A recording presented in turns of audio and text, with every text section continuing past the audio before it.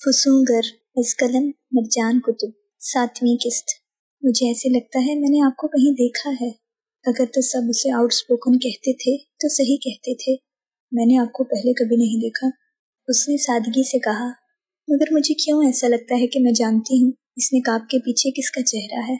اس کی خود کلامی پر بندوق صاف کرتا ہاتھ تھما۔ اس نے اس سارے ہنگامے میں پہلی بار اس 18 سالہ لڑکی کو چہرہ اٹھا کر دیکھا جو بہت اشتیاق، تجسس اور شوق سے اسے کھوج نکالنے کی دھن میں ہمہ وقت دیکھتی رہتی تھی۔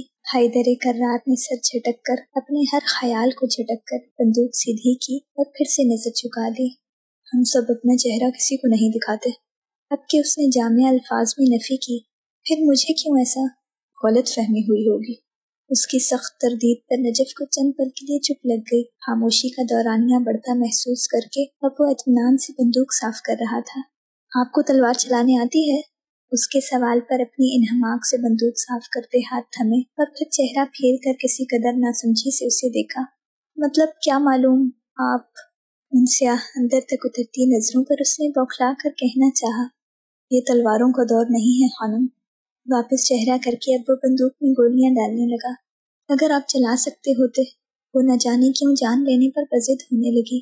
میں تلوار سے حملے کے لیے جب تک جاؤں گا تب تک اگلے مجھے بم یا گولی سے اڑا دیں گے۔ ہر دور کا اسلحہ اسی دور میں مناسب لگتا ہے۔ اس کی بات درست تھی۔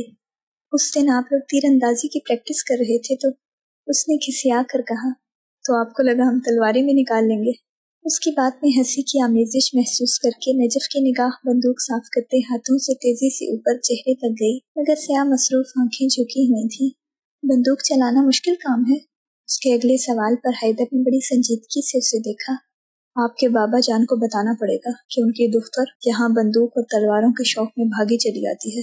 سختی سے اسے ٹوک کر وہ کھڑا ہوا تو نجف کو اسے سر اٹھا کر دیکھنا پڑا۔ اس کا قد نجف سے کافی بلند تھا، جس کا ہر بار کی طرح اس کے کھڑے ہوتے ہی نجف کو بخوبی احساس ہوا۔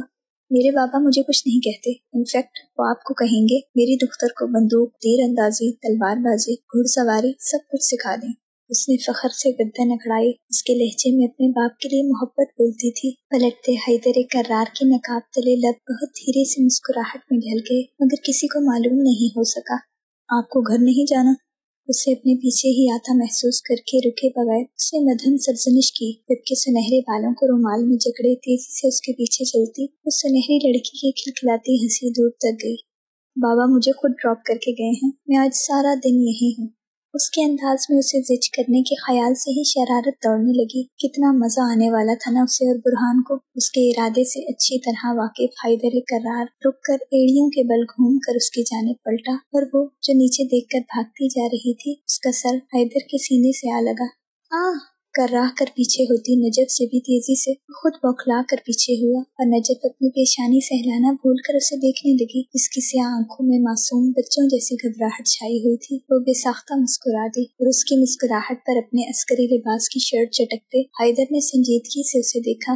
اگر آپ نے ہماری پریکٹس میں رکاوٹ ڈالی، وہ اسے سخت تنبیہ کرنے ہی لگا تھا کہ نہیں ڈالوں گی، بس برہان کو کہیں مجھے بندوق چلانا سکھائے۔ اس کی اگلی فرمائش پر اس مجاہد کی سیاہ آنکھوں کی بھویں سکڑ گئی۔ پچھلے ہفتے تیر اندازوں کی پریکٹس دیکھ کر ان کے گلے پڑ گئی تھی، اور اب بندوق؟ آپ اس بندوق کا وزن نہیں اٹھا سکتے خانم۔ اس نے وہی نرم انداز اپنایا جس پر وہ تسلیم کر کے موم ہو جاتی تھی۔ میں اٹھا لوں، اور اس کا جملہ مکمل ہونے سے پہلے ہی حیدر کرار نے ہاتھ میں تھام رکھی بندوق اس کی جانب اچھالی۔ سنہری آنکھیں اپنی حجم سے کئی گنا پھیلی، اور پھر اس نے بوکھلا کر دونوں ہاتھ پاک کرتے ہوئے بندوق کو تھام لیا، مگر اس کا وزن اتنا تھا کہ وہ دونوں ہاتھوں سمیت آدھی سے زیادہ نیچے جھکتی چلی گئی، اور جب مارے جھینپ کے سیدھی ہوئی، چمکتی سے آنکھوں کو دیکھ کر اس کا چہرہ جس طرح گلابی ہوا، لمحے بھر کے لیے حیران رہ جاتا حیدر نفی میں سر ہلاتے تیزی سے پلٹ گیا۔ ایک بار بندوق چلانا سیکھ گئی تو آپ پر ہی تان لوں گی سب سے پہلے۔ اس کو اطمینان سے دور جاتا اور پلٹتے نہ پا کر اس نے پیچھے سے چیخ کر کہا، مگر وہ حیدر کرار تھا، اس پر کہاں اثر ہونا تھا۔ پلٹے بغیر انگوٹھی والے سیدھے ہاتھ کی شہادت اور اس کی ساتھ والی انگلی ساتھ جوڑے سلیوٹ کی صورت پیشانی سے لگا کر ہوا میں لہرائیں، اور پیچھے در نجف اشرف نے دانت پیس لیے۔ وہ جو اسے زج کرنے اور چھیڑنے کے ارادے سے آئی تھی وہیں نڈھال زج بیٹھی رہ گئی، جب تک برہان بھاگتا ہوا اس تک نہیں آ گیا۔ اور اسے کس نے بھیجا تھا؟ میدان میں بندوق کی مشقیں کرواتے قائد الجیش حیدر کرار نے۔ آئینوں کو ہٹا لیتے ہیں، ذرا کھل کے ہوا لیتے ہیں، سن لیتا ہے اس کی پتھر بھی، ہم ہیں کہ نام خدا لیتے ہیں۔ یہ معجزوں کا موسم نہیں، جیسے بھی ہوں نبھا لیتے ہیں۔ چلو چپ ہو کے دیکھتے ہیں، کچھ خود کو ہی سنا لیتے ہیں۔ تیرے پیار میں، اختیار میں، تیری جیت میں، میری ہار میں، تیری سوچ میں، تیرے وار میں، اس زندگی کے گہرے خواب میں، اس ڈوبتے فنکار میں، خرچ سے کم ملے تو کیا ہو، کچھ قرض ہی اٹھا لیتے ہیں۔ یہ معجزوں کا موسم نہیں، جیسے بھی ہو نبھا لیتے ہیں۔ چند پل وہ یوں ہی کانپتے سر پڑتے وجود کے ساتھ اسے دیکھتی رہی، جس کے چہرے پر در نجف کی انگلیوں کا نشان واضح تھا اور گال پر نجف کے ہاتھ کی انگوٹھی لگنے کے باعث ہلکی سی خراش آ گئی تھی، مگر کیا وہ اس تکلیف کا تصور بھی کر سکتا تھا جس سے اس کے سامنے استادہ نجف اشرف گزر رہی تھی۔ ابو تراب نے کچھ کہنا چاہا، کوئی وضاحت دینی چاہی، مگر زبان نے گویا ہلنے سے بھی انکار کر رکھا تھا۔ در نجف اشرف کے لیے اس چہرے کو جلتی آنکھوں سے دیکھنا تکلیف دہ تھا، خود کو اس سے زیادہ وہ اذیت اور اہانت نہیں دے سکتی تھی۔ تبھی ایک جھٹکے سے پلٹی اور ابو تراب غضنفر نے اسے تیز قدموں سے خود سے دور جاتے دیکھا۔ رجلت نے سیار و مال ساتھ ہونک کھڑے برہان کے ہاتھ سے واپس لیا اور نیچے جھک کر زمین سے پستے رنگ کا آلہ اٹھا کر کان میں رکھتے ہوئے وہ تیزی سے اس کے پیچھے گیا، جو دھندلاتی آنکھوں سے بار بار امڑنے کو بےتاب آنسوؤں کو ہاتھ کی پشت سے صاف کرتے ہوئے تیز سے تیز آگے بڑھتی جا رہی تھی۔ اسے واپس جانا تھا، وہ مزید یہاں نہیں رک سکتی، وہ یہاں ندامت اور شرمندگی سے گھٹ کر مر جائے گی۔ در نجف، اس کے تیز قدموں پر پیچھے سے جو پکار آئی، اس پر اس کا دل ایک پل کو زنجیر ہوا، سارا دل سکڑ کر پھیلا۔ اسے رکتے دیکھ کر ابو تراب تھکاوٹ میں ہوتے وجود کے ساتھ جیسے ہی آگے آنے لگا، در نجف کے قدموں میں بجلی بھر گئی اور وہ تقریباً بھاگتے ہوئے آگے بڑھنے لگی۔ ایک پل کو ابو تراب غضنفر کا چہرہ پھیکا پڑا، بھاگتی در نجف کی آنکھوں کے آگے چھائی آنسوؤں کی دبیز دھن نے اسے دیکھنے کا رستہ نہیں دیا اور پتھر سے ٹھوکر لگ کر وہ منہ کے بل زمین پر گری۔ اس کو گرتے دیکھ کر ابو تراب کے چہرے کے تاثرات تبدیل ہوئے، وہ بھاگتے قدموں سے اس تک آیا جس نے بروقت دونوں ہاتھ زمین پر رکھتے ہوئے اپنا چہرہ تو بچا لیا تھا مگر ہتھیلیاں چھلنی کروا لی تھی۔ اتنی بےزتی وہ اسی کے سامنے منہ کے بل دوسری بار گری تھی جس سے بھاگ رہی تھی۔ پچھلی بار کے گرنے نے تکلیف دی تھی تو اس بار کے گرنے نے اپنی زخمی ہتھیلیوں پر زمین پر بیٹھے پھونک مارتے ہوئے اس کے آنسوؤں میں مزید روانی آنے لگی، اور یہ منظر دیکھ کر ابو تراب غضنفر کے چہرے پر ایسی اذیت بھری لہر چھائی کہ جو دیکھنے والے کبھی نہ دیکھیں۔ ملال بھری بے بسی سے وہ ایک گھٹنا زمین پر ٹکا کے اس کے سامنے بیٹھا، جس نے اپنا رخ تیزی سے دوسری جانب کر کے اٹھنے کی کوشش کی مگر شاید نہیں، یقیناً پاؤں پر ہی چوٹ لگی تھی۔ آپ ٹھیک ہیں؟ یہ الفاظ وہی جانتا تھا کہ کس دقت سے ادا ہوئے ہیں۔ کوئی جواب نہ آنے پر اس نے لب بھینچ کر یونیفارم کی پاکٹ سے سرخ اور سیاہ رومال نکالا اور پھر بڑی مشکل سے ہمت اکٹھی کر کے اس کی جانب بڑھایا، مگر در نجف نے نہ چہرہ پھیر کر اسے دیکھا جیسے ہمیشہ دیکھتی تھی اور نہ ہی رومال لیا۔ دونوں زخمی ہتھیلیوں سے اپنے کپڑے جھاڑ کر خاموشی سے اٹھ کھڑی ہوئی۔ پیچھے بیٹھے رہ جاتے ابو تراب نے چہرہ اٹھا کر اسے دیکھا، مگر وہ جیسے دوبارہ اس پر نگاہ ڈالنے کی روادار نہیں تھی۔ اس کا دل بہت بری طرح پاش پاش ہوا تھا۔ اس سے قبل ابو تراب اس کو روکنے کی کوئی سبیل کرتا، در نجف لڑکھڑاتے مگر تیز قدموں سے قریبی گلی کا موڑ مڑ گئی۔ یوں ہی بیٹھے ہوئے اس نے چہرہ جھکا کر پیشانی اضطراب سے مسلی، اور جب چہرہ اٹھایا تو وہ سنجیدہ بے تاثر ابو تراب غضنفر یا حیدر کرار کا چہرہ نہیں تھا۔ اس چہرے پر رقم اذیت اور ملال دل گھائل کر دینے والی تھی۔ سیاہ آنکھوں میں ڈھیروں سرخی اور ضبط لیے اسی گلی کی جانب دیکھ رہا تھا جہاں سے در نجف گئی تھی۔ وہ واقعی یہاں تھی، عراق میں۔ اس کا کوئی وہم، چھپا ہوا ڈر یا خوف نہیں بلکہ حقیقت میں موجود۔ اسے وہاں سے اٹھنے کے لیے جو ہمت درکار تھی ابھی نہیں مل رہی تھی۔ بھاگتے قدموں کی آواز پر اس نے پلٹ کر نہیں دیکھا کیونکہ جانتا تھا کون ہے۔ حیدر سر! برہان کی پکار پر اس نے گھٹتے دل سے آخری نظر اس ویران پڑی گلی پر ڈالی اور پھر اپنا ہاتھ برہان کی جانب بڑھایا، جبکہ برہان نے پھٹتی آنکھوں سے اس کو یوں دیکھا جیسے سمجھ کر بھی سمجھ نہ آیا ہو۔ آپ ٹھیک ہیں؟ اس کے لہجے کے خدشے پر ابو تراب کو اپنے آپ سے بھی نظریں چرا لینی پڑی۔ اٹھنے میں مدد کرو۔ اس نے اپنے بازو کو پکڑنے کا اشارہ کیا تو برہان بوکھلا کر اس تک آیا اور اس کے مضبوط بازو سے پکڑتے ہوئے کھینچنا چاہا مگر بے سود۔ ابو تراب اس کا ہاتھ نرمی سے تھپک کر خود ہی اٹھ کھڑا ہوا۔ لگتا ہے آپ بھی آخر بوڑھے ہو رہے ہیں۔ برہان نے ستائشی نظروں سے اس کے گھنے سیاہ بال اور بے داغ چہرے کو دیکھا۔ وہ اٹھنے کیا کسی کام میں بھی مدد نہیں لیتا تھا۔ شاید تم صحیح کہہ رہے ہو، تھکتی آواز میں تسلیم کے ساتھ اضطراب بول رہا تھا۔ یہ وہی لڑکی ہے نا جو ٹریننگ کے دوران آپ کو بہت تنگ کرتی تھی؟ बुरहान के सवाल पर उसने कुछ कहे बगैर इस बात में सर हिलाया। वाकई इस लड़की ने हैदर कर्रार को बहुत तंग किया था। लेकिन ये यहाँ क्या कर रही है? ये तो किसी और मुल्क से नहीं थी। बुरहान की हैरत जायज थी। उदर नजफ से कुछ साल बड़ा होने के बावजूद कई साल पहले नजफ के हाथों छोटे भाई की तरह रगड़ा जाता था पाकिस्तान से। अबू तुराब की याद दहानी पर उसने अपनी पेशानी को थप्पड़ मारा। मुझे लगा था उस हादसे के बाद ये कभी इराक नहीं आएगी।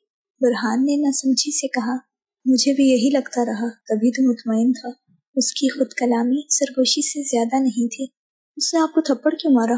अबू तुराब के रुख बदलने पर, उसके सुर्ख हुए गाल पर नजर जमा के याद आने पर बुरहान ने परेशानी से उसे देखा, जिसने उसके सवाल पर अपना सुर्ख गाल सहलाया। किसी बात पे गुस्सा होगा। सर झटक के डूबते सूरज को देखा। तुम बैरिक्स जाओ, मैं आता हूँ। बुरहान के इस बात में सर हिलाने पर तेज कदमों से उस गली को मुड़ गया जहाँ से नजफ गई थी। चंद पल वो सामने जाते दो रास्तों को देखता रहा और फिर दाएं जानिब वाले रास्ते की जानिब तेज कदमों से लपका। अबू तुराब को गजनफर चल नहीं भाग रहा था। पहले तो हैरत और नागहानी ने उसे शल कर दिया था, मगर ये फिक्र भरा ख्याल कि यहाँ कैसे और क्यों आई, न जाने कहाँ रुकी हुई होगी, कैसे पहुँचेगी। यहाँ के हालात भी तो इतने खराब थे। खैर, खराब हालात को लेकर उसकी लापरवाही जरा नहीं बदली थी। 3 से 4 गलियां घूमकर गहरी होती शाम में जब उसको परेशानी घेरने लगी, तभी उसकी निगाह सड़क के कोने पर खड़े बंदे तक गई, जिसके हाथ में सामान था और उसके सामने ही नजफ खड़ी उन गलियों के जाल से निकलने का रास्ता पूछ रही थी। और यकीनन दुर्र नजफ साहिबा को अरबी नहीं आती थी और उस आदमी को उर्दू, फारसी और ना ही अंग्रेजी में से कोई एक भी जुबान। क्या करूं? गलियों गलियों घूमकर कब सारे आंसू ठठड़े, उसको कुछ खबर नहीं थी। तभी उस आदमी को बेबसी से जाते देखकर उसने अपना पैर जमीन पर पटका, मगर उसकी जिस तरह चीख बुलंद हुई, अबू तुराब ने सारी बेचैनी में बामुश्किल अपनी मुस्कुराहट दबाई। पलटकर उसने जैसे ही सुनसान पड़ी गली में देखना चाहा, अबू तुराब बौखला कर दरख्त की ओट में हुआ और फिर अपनी बर्जस्ता हरकत को कोस कर रह गया। मेरे ख्याल से मैं इधर से आई थी। खुद कलामी करते हुए नजफ तेजी से लड़खड़ा कर साथ वाली गली में गई और सामने नजर आती आबादी को देखकर उसने तशक्कुराना सांस लिया। अब उसे कोई जल्दी नहीं थी, क्योंकि नैनवा पैलेस की इमारत सामने ही थी। सर झुकाए आगे बढ़ते हुए उसको अंदाजा नहीं था कि उससे बहुत फासला रखकर कोई उसकी खैरियत से पहुंचने की यकीन दहानी करने आ रहा है। अरे मैडम, अहमद नामी वही मेंबर जो यकीनन उसको ही देखने के लिए बाहर आया था, उसे लड़खड़ा कर आते देखकर तेजी से उस तक आया, जबकि अबू तुराब वहीं रुककर उन दोनों को देखने लगा। आप ठीक हैं? उसने कुछ परेशानी से नजफ का पैर देखा। जी, परेशानी के लिए बहुत माजरत, नजफ ने उसी प्रोफेशनल अंदाज में कहा जिससे सबसे बात करती थी। मैंने आपको बताया भी था कि यहाँ के हालात सही नहीं। उसकी बात पर नजफ बगैर कुछ कहे आगे बढ़ी। हाथ दें, मैं मदद करता हूँ। आगे सीढ़ियां थी और उसको चढ़ने में मुश्किल होती, मगर पीछे खड़े अबू तुराब ने सख्त संजीदगी से ये मंजर देखा। इसकी जरूरत नहीं। उसका हाथ नजरअंदाज करके नजफ खुद ही सीढ़ियां आहिस्ता से चढ़ने लगी, जबकि अबू तुराब ने रुकता सांस बहाल करने को चेहरा उठाया तो निगाह इमारत के नाम तक गई। जैसे ही नजफ दरवाजे से अंदर दाखिल हुई, अबू तुराब ने वहीं खड़े खड़े जेब से अपना सेल फोन निकाल कर आंखों के सामने किया। वो सिम जिसका नंबर कंबर और बाकी सबके पास था, उसने इराक आते ही तशवीशनाक सूरत हाल की वजह से बंद कर दिया था, मगर जानता था कि कंबर अली से राब्ता किए बगैर रहना नामुमकिन है। जहाँ के हालात कुछ ऐसे हो गए थे कि आज कल का सोचकर राब्ता करते करते भी 6 माह गुजर चुके थे और कंबर दूसरे जानिब भरा बैठा होगा और बस उसकी कॉल देखकर फट पड़ेगा। गालियां तो कंफर्म है, इसीलिए पहले से माइंड बनाकर सिम ऑन करके उसने कंबर का नंबर मिलाया और उसकी तवक्का के ऐन मुताबिक दूसरी जानिब से कॉल फौरन उठा ली गई, जैसे वो इसी इंतजार में बैठा हो। सलाम। दूसरी तरफ खामोशी महसूस करके अबू तुराब ने चेहरा झुकाया। जिंदा हो? आह, और वही हुआ। तुम क्या चाहते हो? अबू तुराब की 6 माह बाद आंखों की चमक में इजाफा हुआ। तुम मेरे सामने होते, फिर तुम्हें बताता। उसके दांत किचकिचाने पर अबू तुराब ने उसका गुस्से से सुर्ख होता चेहरा तस्वुर किया और इतना मुजमहिल होने के बावजूद कहकहा लगाकर हंस दिया। कंबर अली ने कोई पहली बार उसका ऐसा कहका सुना था, तभी सेल कान से हटाकर अपनी आंखों के सामने करके घूरा और दोबारा कान से लगाया। एक बार मेरे सामने आ जा बेटा, तेरे सारे दांत बराबर कर दूंगा। उसके झिला उठने पर अबू तुराब का चेहरा आसूदगी से चमकने लगा। उसे कंबर की परेशानी का अंदाजा था और उसे ये अपनायत हद से ज्यादा अच्छी लग रही थी। अभी तो तुम्हारी बहन ने बराबर कर दिए हैं, तुम्हारा उधार रहा। एक नजर उस इमारत को देखकर वो चेहरा झुकाए मधन सा मुस्कुरा दिया। वो मुस्कुराहट हर बार से अलग थी, बहुत मुख्तलिफ और अनोखी। कंबर के लैपटॉप पर चलती उंगलियां साकिन हुई। نجف، ایران؟ اتنی جلدی کیسے؟ کہیں وہ عراق کے بجائے؟ کمبر اپنے اندازے لگاتا ہوا اٹھ بیٹھا، جبکہ چہرہ جھکائے ڈیلٹا بوٹ سے زمین خورشتا ابو تراب کا پاؤں ٹھہر گیا۔ درے نجف، ایران؟ کس لیے؟ اس سوال کے لیے جو دقت صرف ہوئی اس کا اندازہ کوئی نہیں لگا سکتا۔ چہرے کی رنگت واضح تبدیل ہوئی۔ تمہارے لیے؟ کمبر نے بھی ٹھک سے جواب دیا۔ ابو تراب کا دل ہر دھڑکن بھول گیا، کہیں اندر کچھ مدغم ہوا تھا، مگر کیا؟ تم سے اتنے مہینوں سے رابطہ نہیں ہوا تو ٹینشن میں اسے بتا دیا۔ اس کی خاموشی پر کمبر کو مزید وضاحت کرنی پڑی۔ اس کی ٹیم تو عراق جا رہی تھی۔ کمبر کی خود کلامی پر ابو تراب نے خود کو ڈپٹ کر دل کو نظر انداز کر دیا۔ ٹیم کا معلوم نہیں، مگر تمہاری بہن عراق میں ہے۔ اس کی سنجیدہ اطلاع پر کمبر کے چہرے پر ناسمجھی چھائی۔ ٹیکنالوجی اتنی بہتر نہیں ہوئی کہ عراق سے ایران میں موجود شخص کے دانت برابر کیے جا سکیں۔ کمبر نے شرارت سے اس کے زخموں پر نمک چھڑکنا چاہا۔ اس کی ساری پریشانی ابو تراب کو صنفر کی آواز سنتے ہی دم دبا کر بھاگ چکی تھی۔ میں عراق میں ہوں۔ گال میں ہوتی جلن اب معدوم ہو چکی تھی۔ تبھی اس کی آواز مدھم ہوئی اور چہرہ مزید جھک گیا۔ کیا مطلب؟ تم زیارت کے لیے گئے ہو؟ کمبر کے سوال پر اس نے گہرا سانس لیا۔ نہیں، تمہیں بتایا تھا نا رضاکارانہ کام کرتا ہوں۔ یہاں کے حالات خراب ہیں، اسی لیے ادھر ہوں۔ اس کی مبہم بات اتنی مبہم ہونے کے باوجود کمبر کو ٹھٹکا گئی۔ تم دونوں پاگل ہو؟ بات سمجھ میں آتے ہی کمبر نے تعصب سے چیختے ہوئے ابو تراب کو مضطرب کر دیا۔ اس کے اضطراب سے بے نیاز کمبر نے ساری جمع تفریق کی اور ٹھٹک گیا۔ یعنی ایک سیکنڈ، اچھا تو تم اسے کہیں نظر آ گئے، اور میں یقین سے کہہ سکتا ہوں کہ اس نے تمہیں رکھ کر چماٹ مارا ہوگا۔ کمبر کے اگلے وثوق بھرے تجزیے پر ابو تراب نے چہرہ اٹھا کر ایک آخری نظر نینوا پیلس کو دیکھا اور واپسی کے لیے پلٹا۔ تم اتنے یقین سے کیسے کہہ سکتے ہو؟ اس کے مشکوک سوال پر کمبر کا کہکا بے ساختہ تھا۔ جتنا تمہاری پریشانی میں خوار ہو کر وہاں پہنچی ہے، ایک چپیڑ تو بنتا ہی ہے یار، اور بے فکر رہو، میرا مشورہ نہیں تھا یہ۔ اس نے آخری چڑھاتی بات مسکراہٹ سے کی، مگر ابو تراب کی سماعت بس پہلی بات پر ٹھہر گئی۔ اس کی پریشانی میں وہ یہاں تک چلی آئی تھی جہاں کے آج کل والے حالات سب کو معلوم تھے۔ وہ تب بھی بے خطر تھی اور آج بھی۔ تمہارا مشورہ نہیں تھا، تبھی خاموشی سے سہ گیا ہوں۔ اس کا دزدیدہ لہجہ ایسا انوکھا تھا کہ کمبر ٹھٹکا، اور پھر بے ساختہ مدھم مسکراہٹ اس کے چہرے کو چھو گئی۔ وہ ساری کثافت جو دعائے خیر کے بعد سے اس کے وجود کو گھیرے ہوئے تھی تمام ہونے لگی۔ اوہ، تو یہ بات ہے۔ کمبر کی معنی خیز آواز پر وہ اپنی گہری سوچ سے ایک جھٹکے سے باہر آیا۔ بات کو غلط رنگ مت دو۔ اس نے سنجیدگی سے جھڑک دیا، مگر کمبر کو اب کون سمجھا سکتا تھا؟ غلط رنگ تو تمہاری وضاحت نے دیا ہے میرے یار۔ اس کے کہکے تھمنے میں نہیں آ رہے تھے، جبکہ ابو تراب نے بے چینی سے پیشانی مسلی۔ صورتحال کی سنگینی سے کمبر علی کہاں واقف تھا، تبھی ایسی معنی خیزی اور شرارت سوج رہی تھی اس کو۔ میں نے تمہیں پہلے بھی منع کیا تھا، سدھر جاؤ۔ اس کی سنجیدگی بھی کمبر کو سنجیدہ نہیں کر سکتی تھی، مگر ابو تراب کا اپنی برجستہ بات کو کور کرنے کو کچھ تو کرنا تھا۔ یقیناً در نجف کی یہاں غیر یقینی آمد نے اس کے دل و دماغ کو ہلا کر رکھ دیا تھا، تبھی وہ اتنا بکھلاہٹ اور اضطراب میں مبتلا ہو رہا تھا، ورنہ اور کیا ہی بات ہو سکتی ہے۔ ہاں یاد ہے، اب اگر تم رابطے میں نہ رہے تو قسم سے اگلا چپیڑ میرے ہاتھوں کھاؤ گے۔ کمبر کی دھمکی کو اس نے اپنے پھر سے جل اٹھتے گال کو سہلا کے خندہ پیشانی سے قبول کیا۔ حالات خراب ہیں، مگر تم سے رابطے میں رہوں گا۔ کمبر کی تشریح کروا کر کال منقطع کی تو دل پر گہرا ہوتا بوجھ کچھ کم ہوا، مگر کچھ تھا جسے نام نہیں دیا جا سکتا تھا۔ کوئی اندر اٹھتی بے چینی، کوئی کثافت برپا کرتا غبار۔ سیل فون جیب میں ڈال کر سیاہ رومال سے واپس اپنا چہرہ اور بال پہلے کی طرح ڈھکے اب وہ تیز قدموں سے اس عمارت سے دور ہوتا جا رہا تھا جس میں در نجف اشرف ٹھہری ہوئی تھی۔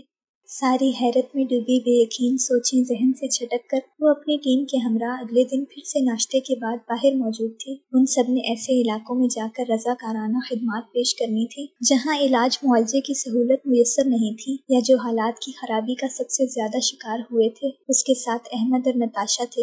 ضروری سامان ہاتھوں میں اٹھائے جس وقت وہ لوگ بازار سے گزرنے لگے، یکدم مچتا شور اور کوہرام اور گولیوں کی آواز پر ان تینوں کے قدم تھمے۔ کچھ گھبراہٹ سے ایک دوسرے کو دیکھا اور پھر کدھر جا رہی ہیں آپ؟ نجف کو بازار والے راستے کی جانب بڑھتے دیکھتے ہی نتاشا نے لپک کر اس کا بازو تھام کر روکا۔ وہاں یقیناً کسی کو گولی لگی ہے۔ نجف نے اس طرف اشارہ کیا۔ مگر ہمیں وہاں نہیں جانا۔ احمد کے تیزی سے کہنے پر نجف اسے دیکھ کر رہ گئی۔ ہمیں جہاں کوئی زخمی یا بیمار ملے گا وہیں رک کر اپنا فرض انجام دینا چاہیے مسٹر احمد۔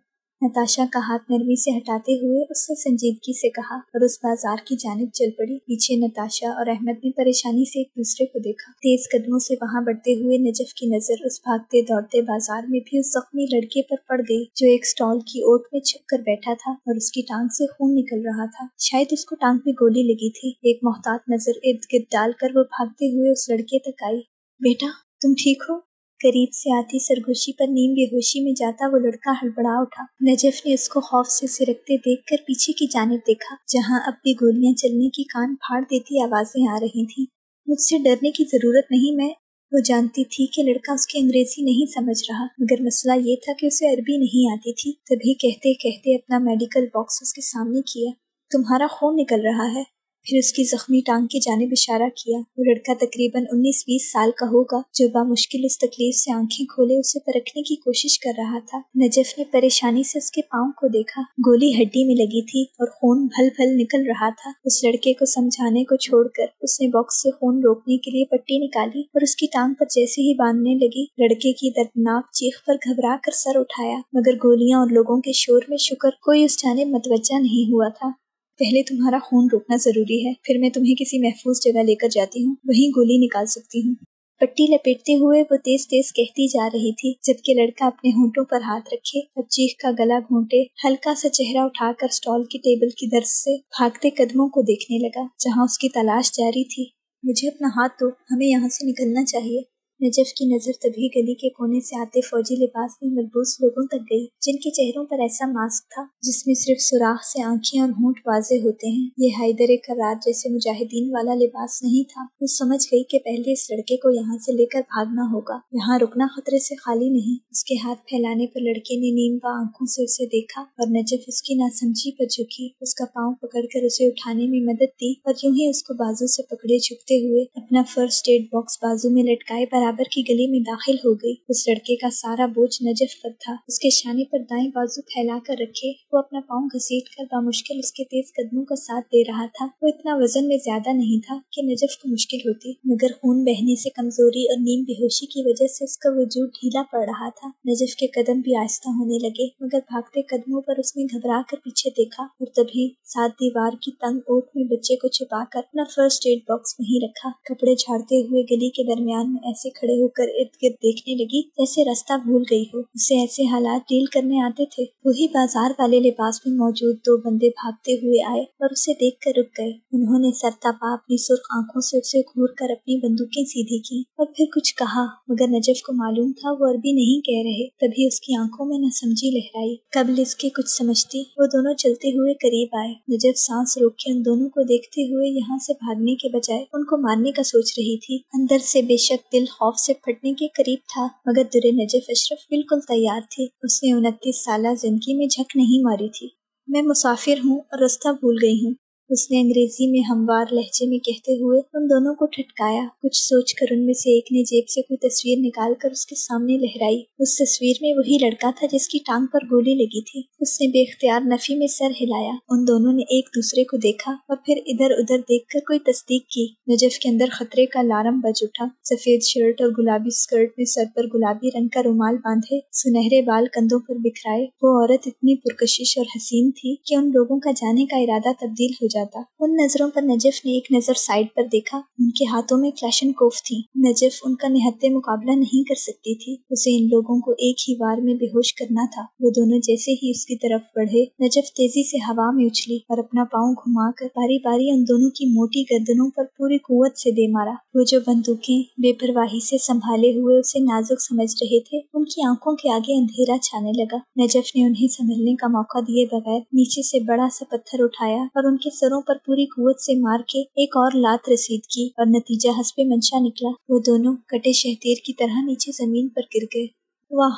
कब से सांस रोक कर खड़ी नजफ एकदम खिलखिला उठी। کتنی پریکٹس کی تھی اس وار کی اپنے سیشن میں جس میں بر وقت 2 بندوں کو گرایا جاتا ہے۔ خود کو ڈپٹ کر اس نے محتاط نگاہ ارد گرد دوڑائی۔ ابھی جشن منانے کا وقت نہیں تھا۔ تیزی سے اس لڑکے تک آئی جس کی سسکیاں تیز ہونے لگی تھیں۔ اس کو اور فرسٹ ایڈ کٹ کو سنبھالے وہ اب مخالف نہایت تنگ گلی میں بھاگ رہی تھی۔ کل کی نسبت آج موسم گرم تھا۔ گرمی اور پسینے سے نڈھال ہونے کے باوجود اس کے قدموں میں پھرتی تھی۔ مین روڈ پر پہنچتے ہی کسی جیپ کے ٹائر اس کے سامنے چرچرائے اور نجف نے جان لیا کہ اس کی اب خیر نہیں۔ دل خوف سے پھٹنے کے قریب تھا۔ اس لڑکے کو بامشکل سنبھالے اس نے چہرہ اٹھا کر سامنے جیپ کو دیکھا اور ٹھٹک گئی۔ یہ وہی جیپ تھی جسے کل اس نے ایک ویران عمارت کے باہر دیکھا تھا۔ شیشے سے نظر آتے شخص کا عسکری لباس اور چہرے کو ڈھانپ رکھا سیاہ نقاب پچھلے والے لوگوں سے یکسر مختلف تھا، اور سامنے والا کون تھا یہ اس مشکل حالت میں بھی نجف کے تیزی سے دھڑک اٹھتے دل نے پہچان لیا۔ بریک پر وقت لگا کر وہ چند پل اسے اور اس کے سہارے کھڑے نیم بے ہوش مگر کراہتے لڑکے کو دیکھ کر کچھ سمجھنے کی کوشش کرتا رہا، اور جب سمجھ آئی ایک جست میں جیپ سے اترتے ہی تیز قدموں سے اس تک آیا۔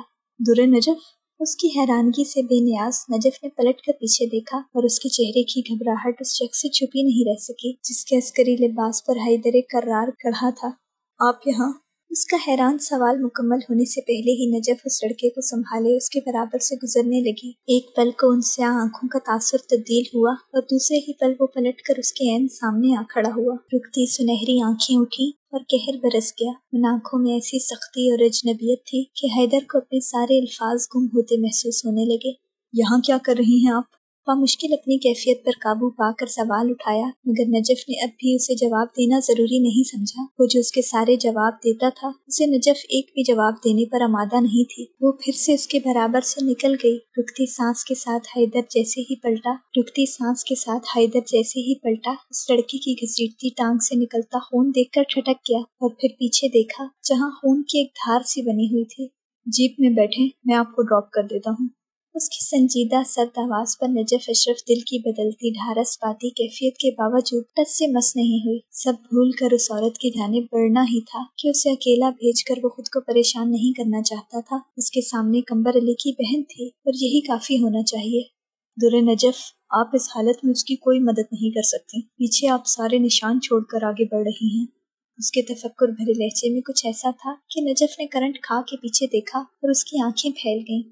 تم مزید چل سکتے ہو، نجف نے کہتے ہوئے جیسے ہی اس کا گال تھپکنا چاہا، سیاہ چمڑے کے گلوز والے ہاتھ نے اس کا ہاتھ اٹھے ہاتھ کی کلائی تھام کر روک دیا۔ جھٹکا کھا کر وہ ششدر رہ گئی۔ اسے ابو تراب غضنفر یا حیدر کرار سے اس کی مر کر بھی امید نہیں تھی، تبھی کانپتے وجود کے ساتھ اپنی کلائی چھڑوانی چاہی، مگر مقابل کی نرم گرفت مضبوط تھی۔ نجف نے تھرکتی پلکیں اٹھائے اس کی سمت دیکھا اور ان سیاہ گہری آنکھوں کی سنجیدگی میں دیکھتے ہی اس کی ساری مزاحمت دم توڑ گئی۔ جیپ میں بیٹھیں۔ رکتی مزاحمت پر اس کی کلائی نرمی سے چھوڑے اس لڑکے کو بازو سے پکڑ کر اپنی جانب کیا۔ اپنی کیفیت کو ملامت کرتی نجف نے پھر سے پلٹ کر پیچھے دیکھ کر یقین دہانی چاہی، مگر جانتی تھی کہ یہ وقت کرنے کا نہیں بلکہ عقل استعمال کرنے کا ہے۔ تبھی خاموشی سے پچھلی سیٹ کی جانب بڑھنے لگی۔ آپ آگے بیٹھیں، اس لڑکے کو لٹانا ہوگا، راستے میں سیکیورٹی ہے۔ اس کے کہے جانے پر پلٹے بغیر نجف پیسنجر سیٹ کا دروازہ کھول کر خاموشی سے اندر بیٹھ گئی۔ حیدر نے پچھلا دروازہ کھول کے اس لڑکے کو احتیاط سے لٹایا اور سیاہ رنگ کی چادر اس پر ڈال کر ڈرائیونگ سیٹ سنبھالنے کو بیٹھنے سے قبل اس کو دیکھا جو چہرہ پھیر کر تفکر سے اس لڑکے کو ہی دیکھ رہی تھی۔ گہرا سانس لے کر اندر بیٹھ کے جیپ سٹارٹ کی اور تیزی سے آگے بڑھائی کہ اس علاقے سے نکلنا ضروری تھا۔ اسے یہاں کے حالات کی خرابی کا علم ہوا تو پیٹرولنگ پر ہونے کی وجہ سے جلدی پہنچ گیا تھا، اور شکر ہے اگر ذرا سی بھی دیر ہو جاتی۔ اس خیال کے آتے ہی اس نے بے اختیار ہلکا سا چہرہ پھیرا۔ درے نجف اشرف اس سے ہر ممکن ایسے غافل بیٹھی تھی جیسے ارد گرد کوئی نہ ہو۔ کراہنے کی آواز پر البتہ گاہے بگاہے پلٹ کر وقفے سے دیکھ ضرور لیتی۔ اس بند جیپ کا سفر اسی خاموشی سے جاری رہا۔ تبھی سامنے آتی سیکیورٹی چیک کو دیکھ کر نجف کا سانس رک گیا۔ نہیں اللہ، آپ ناراض ہیں مگر مجھے یہاں مت مرنے دینا۔ ان لوگوں کے ہاتھوں میں بندوقیں دیکھ کر اس کے چہرے پر جو ہوائیاں اڑنے لگی وہ بہت واضح تھی۔ قریب آتی عسکری جیپ کو روکا گیا، مگر حیدر کے چہرے سے کپڑا ہٹانے پر ان سب نے جس طرح ایک ساتھ سلیوٹ مارے، نجف کا دل پوری قوت سے سکڑ کر پھیلا اور پھر پرسکون ہو گیا۔ آپ مسز کے ساتھ جا رہے ہیں سر، تو رائٹ ٹرن لے لیں۔ ایک فوجی نے آگے آ کر انگریزی میں کہتے ہوئے جہاں نجف کا دماغ بھگ سے اڑایا، وہیں حیدر کے چہرے کی رنگت تبدیل ہوئی، مگر عقل مندی خاموش رہنے میں ہی تھی۔ نجف نے سرخ پڑتے چہرے سے اس کو گھبرا کے دیکھا، جو مسکرا کے سلیوٹ مارتے اسی فوجی کا شکریہ ادا کر رہا تھا، اور اسے واقعی رائٹ ٹرن لیتے دیکھتے ہی نجف خود کو اچھی طرح کوس کر بے نیاز بنی بیٹھی رہی۔ اس وقت چڑ جانے کا مطلب اپنی کیفیت عیاں کرنا تھا، اور وہ اس کے سامنے جو حیدر کرار کو لے کر اس کے جذبات اور اس کی محبت سے اچھی طرح واقف تھا، اور یہ خیال آتے ہی اس کا خفت سے سرخ پڑا چہرہ برف جیسی سنجیدگی میں ڈھل گیا۔ شرم سے زمین میں گڑ جانے کا بھی اسے موقع نہیں دیا گیا تھا۔ اس تراری انداز میں دائیں انگلی کا ناخن دانت سے کترتے ہوئے اس کا دل اس قدر شرمسار اور اہانت محسوس کر رہا تھا جس کی کوئی حد نہیں۔ یہ سوچ کہ وہ اس کی دل کی کیفیت ہر جذبے سے واقف ہو کر بھی انجان بنتا رہا تھا، اس تھپڑ سے بھی زیادہ کڑا اور زوردار تھا جو اس نے حیدر کے چہرے پر مارا تھا۔ اس کے برابر بیٹھے مکمل یکسوئی اور اسی بے نیاز سنجیدگی سے جیپ چلاتے شخص نے چہرہ ڈھکنے کی زحمت نہیں کی تھی، اور اس کا چہرہ دیکھنا در نجف اشرف کے ضبط اور اس کے صبر کا امتحان تھا جو اس میں پہلے سے ہی ناپید تھا۔ اس پر گزرتی تضحیک اور شرمندگی کی قیامت سے بے خبر سپاٹ چہرے والا وہ شخص تیزی سے جیپ بھگا رہا تھا جس کا نام ابو تراب غضنفر تھا، مگر یہاں عراق میں اسے کوئی نہیں اس نام سے جانتا تھا سوائے اس کے جو ابو تراب کے برابر شدید غصے میں بدگمان اور سارے زمانے سے خفا ہوئے بیٹھی تھی، جس کا رب کی جانب دوستی بڑھانے کا سارا ارادہ پھر سے چکنا چور ہو چکا تھا۔